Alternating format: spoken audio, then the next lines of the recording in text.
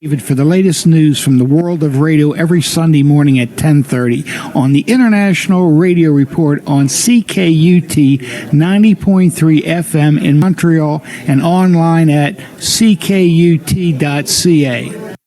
Welcome, everybody, to the International Radio Report for Sunday, June the 11th. We thank you for tuning in. My name's Sheldon. I'm here with Jill, and we are here every week with 30 minutes of news and information from the world of radio. Several ways to reach us or to listen to us. Our email address is radioreport@yahoo.com. We're live streaming and archived at ckut.ca. CKUT is a campus community radio station in the city of Montreal on 90.3 FM. And we have a Facebook group. It is called International Radio Report. We have one new member this week. We welcome Marshall to the group with 915 members. We invite you to join the group as well. And our show is available on YouTube, the current edition and previous editions. Look for International Radio Report on YouTube, where we have 842 subscribers at this point. So those are the ways to track us down. Lots of different things, ways to do it, whatever is the most convenient for you. Some of you who were fans of Radio-Canada International during its peak, when it had all the different language services and all the different personalities on the air, you may remember the name Maggie Ackerblom. Maggie was born in 1940 in Opladen, Germany, and having studied journalism at the Freie Universität Berlin, she immigrated to Canada in 1966, and from then on called Montreal her home. For many years, she was a beloved and award-winning producer, announcer at Radio-Canada International, the German service, the voice of Canada to the world. For over 50 years, she also played a crucial part in the now defunct Deutsche Theater Montreal, where she played leading roles in many of their stage productions. Upon her retirement from RCI, she contributed to the Canada Courier, which is a German language newspaper, as well as volunteering at various charitable organizations. Maggie was also an active committee member of the German Society of Montreal. And if you were around during those heydays of RCI, and those some of you we know were actively involved in the lobbying that tried to keep RCI on the air, you'll remember Maggie as being a very active member of the coalition to restore full RCI funding. Maggie was a member of the German language service for many years, and then she transferred over and worked in the audience relations department for a number of years. Some of you may even have QSL cards with her name on them in your collections. She was front and center fighting against the cuts at RCI. But sadly, Maggie passed away on May the 23rd. So our condolences go out to her family and friends, many of whom we had the opportunity to meet during those days of lobbying with the staff at RCI. So very sad to hear of her passing, but she had a nice, good, long life and was so active in so many different areas, and just a really great person to be around. So a lot of people will be sadly missing her presence. Yeah, it's sad, and I think it's part of those names that will never be forgotten in radio field and the shortwave radio field also. Yeah, if you're a CIDX member, you would have seen the tribute that we put to her in the bulletin, and got quite a lot of nice comments about that. So we have some local news of the Montreal radio. We don't have a lot of those lately. It's been pretty quiet on the Montreal radio. Well, there's the station C'est Quoi, 96.9 FM. They're going to have a change. A big name here in Quebec, Normand Brathwaite. He's been on TV, radio. I mean, he was everywhere for such a long time.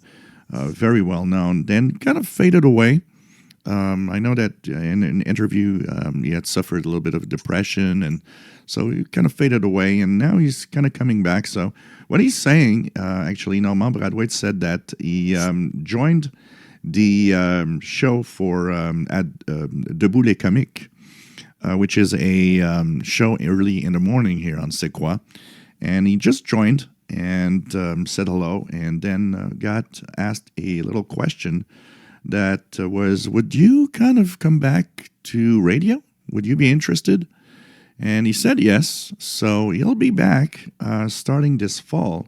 So what's going to happen is that, first of all, he's not going to be the main host. They're going to have co-hosts, and he's going to be here at least 3 times a week. And he was on C'est Quoi in the past in a show that was called Il est trop de bonheur, so which means in English, it's just too early. And that was the morning show they had back then. So he was on the radio until about 2011, and then kind of faded away. So it's kind of a return, and I think he feels good about it. It's going to be interesting to see also the impact on the ratings, because a lot of that has to do with ratings, trying to get the best personalities around to have people listening in.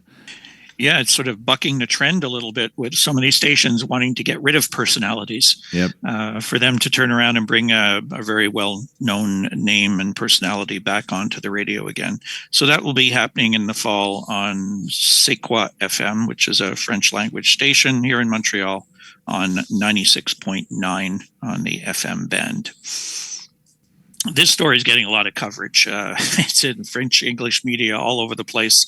I found the story in many different places. I want to thank our friend Normand Martel, who was the first one to call me about it. He had seen it in the La Presse, French language daily here in Montreal, and it's popping up all across the country.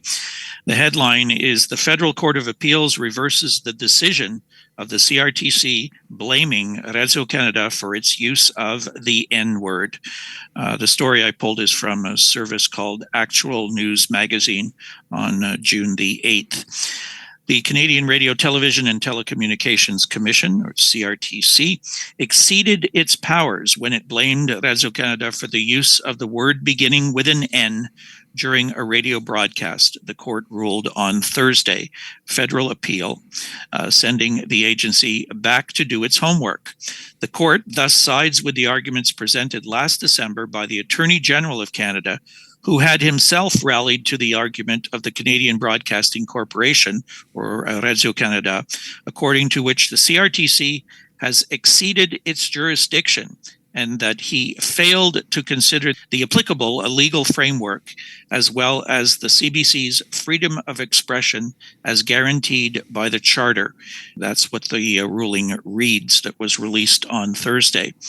Legislator has given the CRTC the mandate to act as the primary decision maker regarding what can and cannot be said on the airwaves.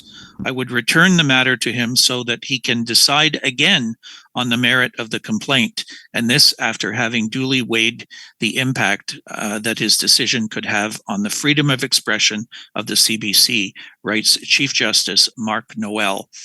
The state-owned company was forced to apologize on July 13th after being blamed by the CRTC for using the N-word during a radio program which was broadcast in August of 2020. The word had been used 4 times during a segment of a show, 15 to 18, on Ici Radio-Canada Première. Columnist Simon Jaudoin and host Annie Desrochers discussed the controversy surrounding Pierre Vallière's book, White N-Word of America. A complaint was filed a few days later.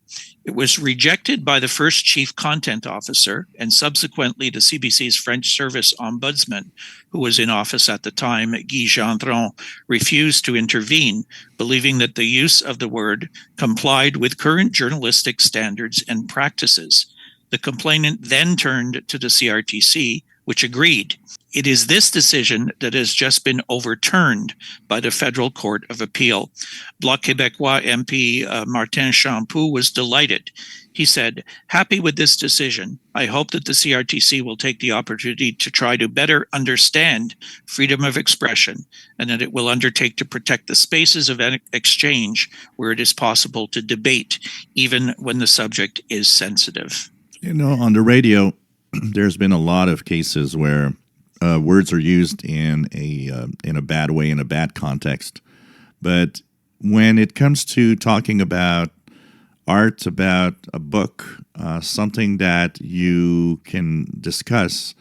And, the book contains a title that has a word but it's in the context of something that you talk about, not in the context of insulting anyone.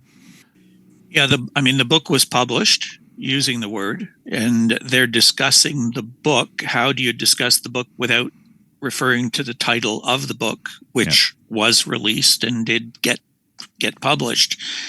So yeah, it's one of those, slippery slopes sort of thing where you're just, you're damned if you do and you're damned if you don't. Good to see though that the system worked. They followed it through, the complaint filed, they investigate it, they issue a ruling, but then that ruling can be questioned. It then goes to an appeal. And in this particular case, the Federal Court of Appeals overturned the initial decision. I guess that'll be used as a ruling that people can, sort of weigh other cases that come up in a similar vein in the future. So what is happening with our sun? Well, our sun has been pretty quiet, considering the amount of sunspot groups that are on the surface. But it was still very interesting propagation. There were a little bit of unsettled conditions at times, but I did quite a few contacts on amateur radio, listened to a lot of signals this week. Conditions overall all week were, in general, quite good. And, of course, we still have a lot of sunspot groups. There's one sunspot group, 3327, that could technically flare up. It's a complex geomagnetic condition there. And one of the things they were looking at also is on the far side of the sun, there's a lot of sunspots. So the sun is really, really active. And what's going to happen this week? Well, we'll have to take a look. Right now it's quiet, and it could stay quiet, or we could have a flare. That's what high solar activity is all about. Sunspot number 149. We have a solar flux of 169. But overall, conditions are good, and the only way that you'll be able to really, really notice is to turn on a radio and listen. I'm Thomas Witherspoon of Asheville, North Carolina, and you're tuned to the International Radio Report, 30 minutes of news about radio on CKUT 90.3 FM in Montreal. Now, you found an interesting story. We had talked about hacking and jamming and all kinds of things that can go on with respect to radio and TV. This one is somebody taking a run at Putin. Yep. So the Russian TV and radio stations were hacked with fake Putin messages. This is via Deutsche Welle, June 5th. Several Russian TV channels and radio stations were hacked to broadcast a fake message from Russian President Vladimir Putin, the Kremlin said on Monday. The fake announcement claimed that Ukrainian troops armed to the teeth by NATO and with Washington's consent and support have invaded the Kursk, Belgorod, and Bryansk regions. It also announced falsely that martial law had been declared and that a general evacuation of citizens was underway in the three border regions. This was indeed a hack, Kremlin spokesman Dmitry Peskov said on Monday. Control has already been restored. Nevertheless, a number of citizens have been evacuated from the areas close to the Ukraine in recent days amid renewed shelling in Belgorod. Officials in the Belgorod region, where Moscow has accused Ukrainian troops of staging a raid, which Kyiv denies, said the broadcast was a so-called deep fake intended to sow panic among peaceful Belgorod residents. Meanwhile, in the neighboring Voronezh region, officials also warned residents about the hacking of radio broadcasting frequencies. The Voronezh authorities added that there is no cause for concern. One of the broadcasters that was hacked, Radio Mir, said the incident lasted around 40 minutes. So I would guess that probably put a little bit of panic in some of the residents for sure. Yeah, they were pretty successful when you hear that, some people were being evacuated from areas. Yeah. You would think with today's technology and whatever that people might catch on quicker to these things than they actually did. But A lot of people with a lot of courage to do something like this for up to 40 minutes, though. Radio warfare has gone on for over a century. Yep. Not all the battles are on the battlefield. Nope. We've heard this in many of the wars over the years, where radio communications are used by both sides to get messages, whether fake or real, to people out there listening on their radios. So this is just another case of that happening. Now, we continue to update the situation on the future of AM radios, particularly in automobiles, but AM radio in general as well. We gave you information about the House of Representatives subcommittee hearing that was going to be actually streamed live earlier this week on June the 6th. I actually tuned in to a little bit of it. It is available, the full almost 2.5 hours, I think it is available on YouTube as well if you want to go and take a listen to it. I didn't hear the whole thing, but I caught the opening announcements and heard the opening statements and a few questions posed to 3 different witnesses who were invited to address the committee. One was the owner of 4 radio stations in Indiana. Another one was a police representative from the state police in New Jersey, who was involved in emergency communications and coordination with organizations like FEMA and relief efforts during natural disasters, snowstorms, hurricanes, floods, what have you. And the third was a representative of a company that deals with the automakers on new technologies that are being used in vehicles. So the first 2 people were kind of supportive of keeping the AM radios in cars, whereas the person who probably made his living and his company made their living by putting new things into cars. So there was a bit of a, 2 sides of the coin being represented there. But it was very interesting. Some interesting points were brought up. Some good questions. I was particularly interested in the comments from the radio station owner. His company owns 4 small stations that are very localized. They serve smaller towns with local news and information that listeners really can't get from any of the larger stations, or certainly from music-oriented FM radio stations. They have good, solid audiences. They have a lot of advertisers, and they put out a lot of very localized news. And he said, particularly older people, advertisers who target those particular audiences use those AM radio stations, and they're very successful. So he was obviously very supportive of AM radios continuing in cars.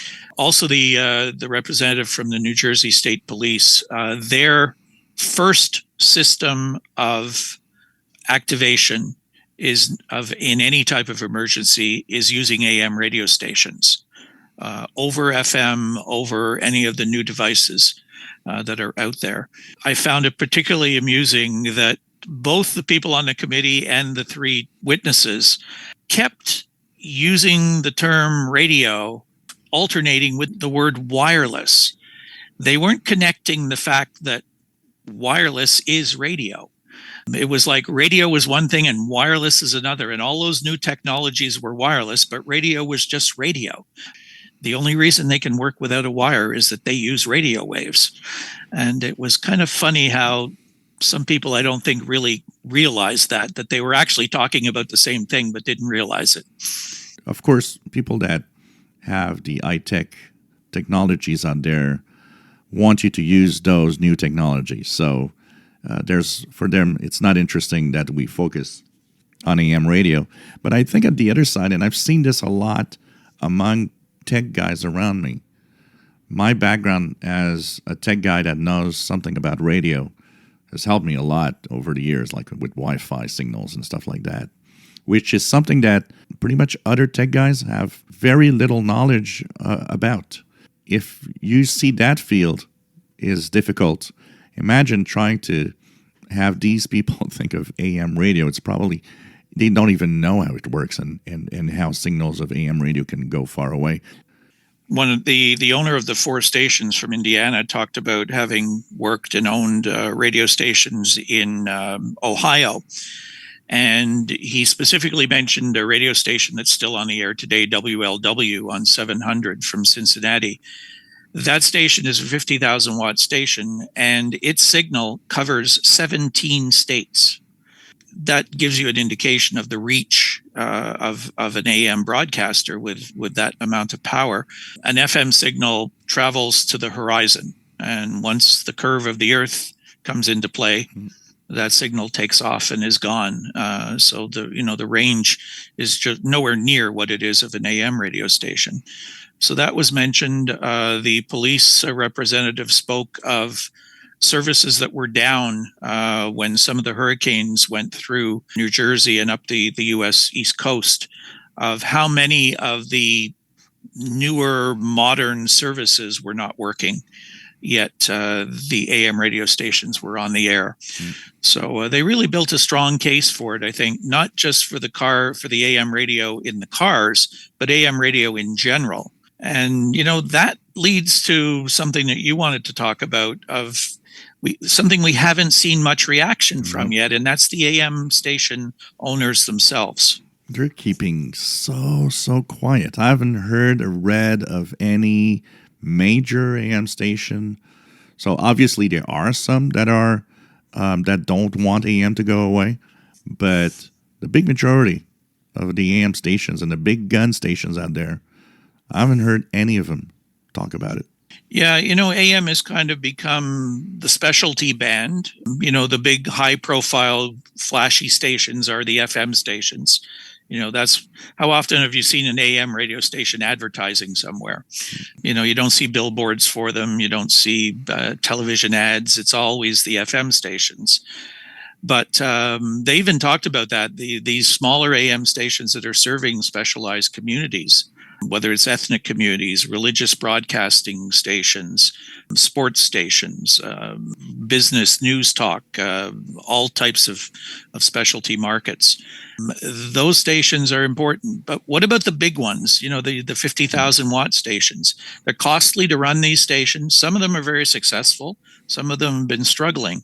And you kind of wondered that, if a company that owns some AM stations saw that AM radios were going to start disappearing from not just electric cars, but they're talking about all cars, all vehicles, they may start to wonder, well, how many people are going to still be listening to us? So maybe if we have a sister station on FM, maybe we could just go with that FM station and shut down the AM station. Maybe people won't notice.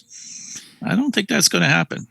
One of the big problems I think that might go with this is that stations tend to be very local in their content. If we look at WCBS New York, it's really trying to get as much info about New York City and the surrounding New York area. Yet it's got a really powerful signal that stretches across so many states and even up here in Canada. And it's probably not much of a target audience at all for them. So they think of their FM outlet as being fine because it reaches the New York City area like they want, and it's less expensive to run. Yet the power and the distance of the big AM signal, that's what we're looking at here for emergencies. So, Yeah, and a lot of the stations they were talking about, the stations that stream, that, people can listen to streaming. Well, that's not necessarily an alternative. Broadcasters that sell advertising, does the streaming ads work? Or some streaming doesn't even have ads. They block the ads. They take the ads out. So as a revenue source and a backup service to people listening on a stream, not the same thing as listening over the radio. And they found that a lot of these smaller stations on AM generate quite a bit of revenue from small business. Yep. That's targeting a small audience in a small area. So, they definitely serve a purpose. And a lot of the storms and the natural disasters seem to knock a lot of the FM stations off the air, or a lot of the FM stations are automated and they don't have any personnel working there. So they can't even switch to live broadcasting because they don't have any people. They're practically working out of a closet, these radio stations. So the AM stations really serve a vital purpose, and this is what this whole hearing was really all about. Trying to prove to the manufacturers of the automobiles that we're seriously considering mandating you to put those radios in the cars. Yeah, and you got to remember, streaming works fine when everything's okay, but bet you that if you'd ask any Florida resident in a big hurricane, that the streaming doesn't work anymore because the infrastructure that goes with it doesn't work. But cell phones down, internet down, all those wireless devices that weren't working. Nope. Yet the old first wireless device was still working. Absolutely. Their radio. Exactly. Anyways, lots more will come about this, I'm sure. I don't know what's up next on the agenda for this committee, but at least they got off to a rousing start. And I'll put a link up where you can actually go and listen to the hearing if you want to check it out on YouTube. So we have upcoming ham radio contest. We have 4 contests coming up, 3 contests and 1 event coming up for next weekend. First off is the All Asian DX Contest, 0000 June 17th to 2359 Zulu June 18th. That's organized by the Japan Amateur Radio League, 160 through 10 meters, and it is a CW contest. There's the International Amateur Radio Union Region 1 50 megahertz contest, 1400 Zulu June 17th to 1400 Zulu June 18th. And the band is, of course, 6 meters, 50 megahertz, mode, CW, and SSB. We have the Virginia QSO Party, 1600 Zulu June 17th to 0400 Zulu June 18th. It's organized by the West Virginia State Amateur Radio Council, 80 through 10 meters, and it is an all-mode contest. And there's the ARRL Kids Day from 1800 Zulu to 2359 Zulu June 17th, organized by the American Radio Relay League.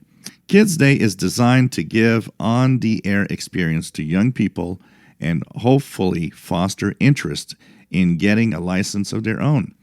It is also intended to give older hams a chance to share their station and love for amateur radio with their children. The bands are 10 through 80 meters, mode is SSB, and if you've not listened to one of those days, please do, because you kind of feel the excitement on the other side of the microphone. I've listened to this so many times. It is a lot of fun to listen to. And if you're a ham radio operator, why not say a little hello to some of these stations? You'll see little kids out there that are extremely happy that they are making contacts on the HF bands. Yeah, a good idea might be if you've got a mobile setup or a portable unit that you can, go outside on your street even and set up a table in front of your house or whatever. And just as the kids in the neighborhood are walking by or whatever, and they see you there, chances are they'd be curious as to what you're doing. And you could sort of introduce them to amateur radio and maybe let them talk to somebody over the air in some other part of the world.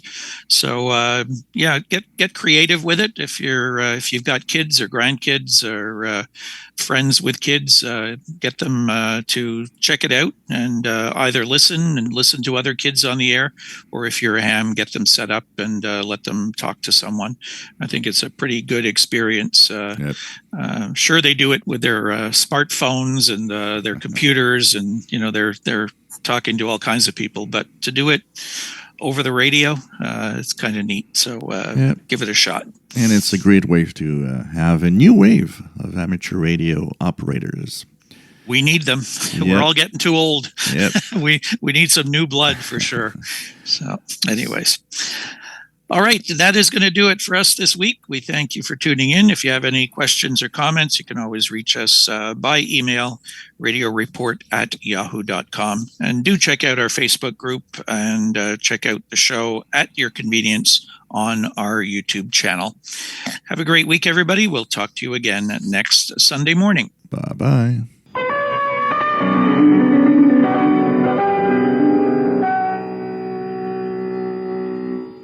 Radio Polonia.